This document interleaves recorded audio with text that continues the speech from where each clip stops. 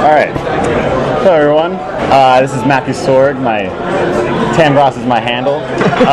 We're here right outside of PAX, just in a grill across the street. I'm here with Craig Zinkievich on behalf of Hailing Frequency and All Out Insider. I'd like to just welcome you, to PAX, to Seattle. I just moved here as well, so getting used to the town.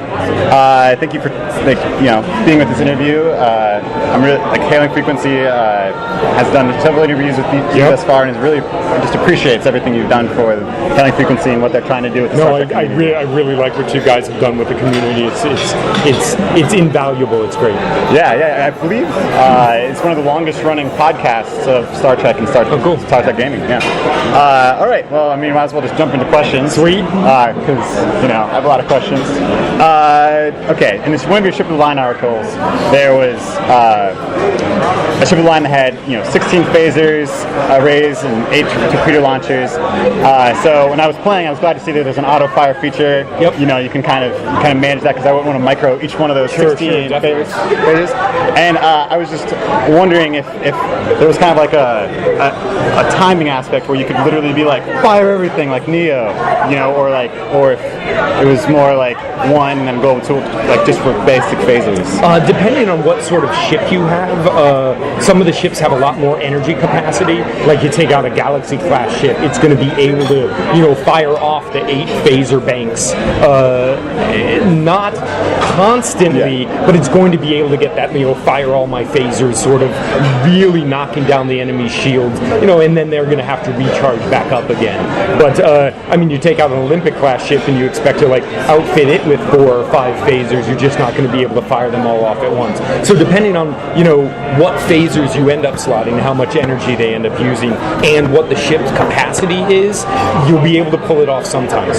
So when you run out of power, does your shield start going down? You start moving less, or is it just weapons? It's just weapon. It ends up just the amount of energy that you have diverted to your weapon systems. That kind of drains. So if you end up putting everything over there and you're in the Galaxy class ship, maybe you can get off a couple of those big, huge volleys, but otherwise you're going to have to manage what you're going to do. And then it'll be exposed in the other areas because you won't have... So your shields are going to go down. You're going to be moving Definitely slower. Found that out. Yep. Bird of Prey really looked at my rear shields there for a while. Okay, so when you jump into the game, so you're just cruising around in your sector map. Where are all those blue tubes or roads that we've seen in those? There's a grid view, and then there's the blue. The blue lanes, the roads, are really they're there to connect points of interest. They're purely cosmetic right now, but really provide kind of a map. It gives you an idea of where to go, what's connected, where's the next place to head to. So we thought about at times making them actually affect the gameplay, but we decided that it was better just to keep them kind of cosmetic and show what the map is. Okay, so they will show you kind of, if you want to go from one sector to the other, that'll kind of show you a path to get to there, or... Sure, if you want to go from one sector, thank you very much, one sector to another, you can just go to the edge of the sector and warp over. It really is to kind of, it shows you the way from Earth to Vulcan, right? It shows you the way from system to system. Will there be any times that we're in sector space that, something will just randomly occur and we'll be pulled out of warp, or, some of our bridge officers will say this and we'll just drop out of warp, or there's definitely times warp engines go down? Flying in sector space, you're going to get hails from ships who are in trouble.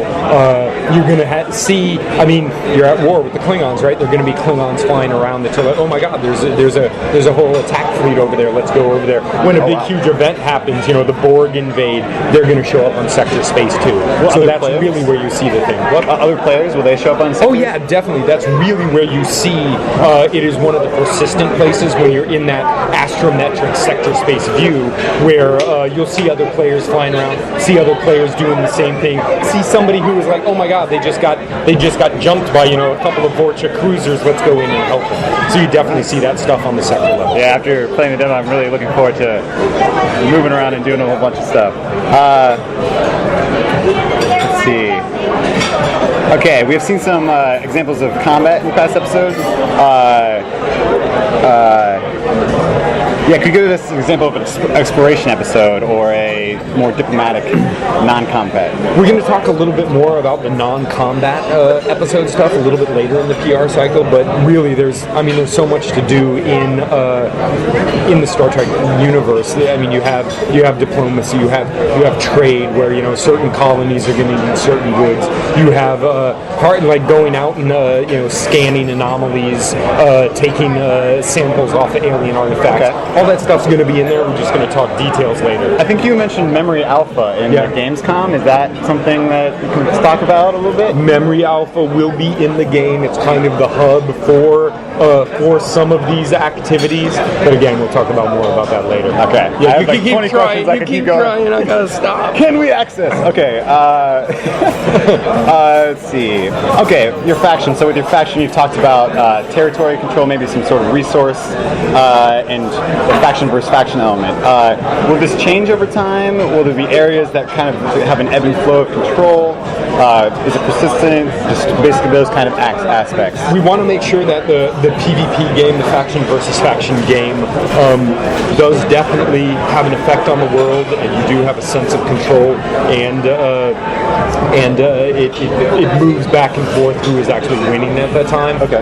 Again, details is something that PR people just won't let me talk about right now.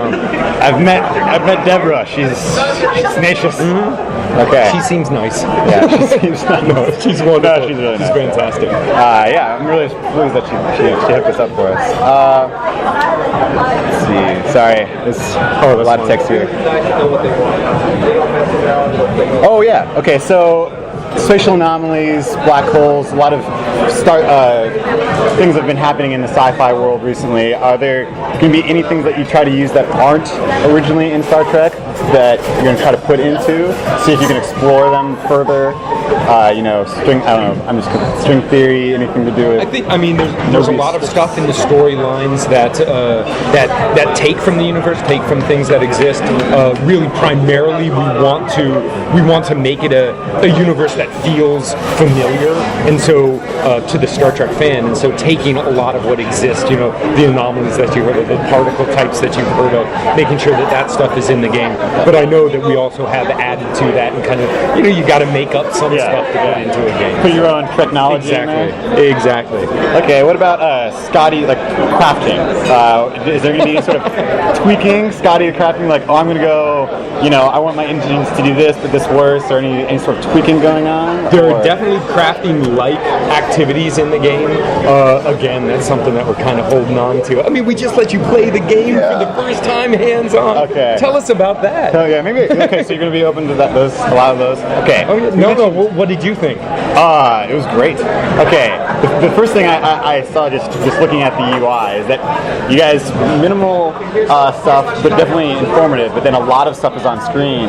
So like if I want to explore what this is, then you can see it on screen. What it is, your shields are displayed on screen. Is that something that you guys want to do for most of the aspects of gameplay? Is to have on screen kind of like a sensor view of? Yeah, you never want to get to the point where you design a game that the players end up always looking at the mini-map and always looking at their power tray and always looking at information that's not these beautiful, beautiful graphics that the artists have made. Anytime that you can actually get that information into the game, the shield indicator is one instance, buffs and debuffs being displayed off of the characters.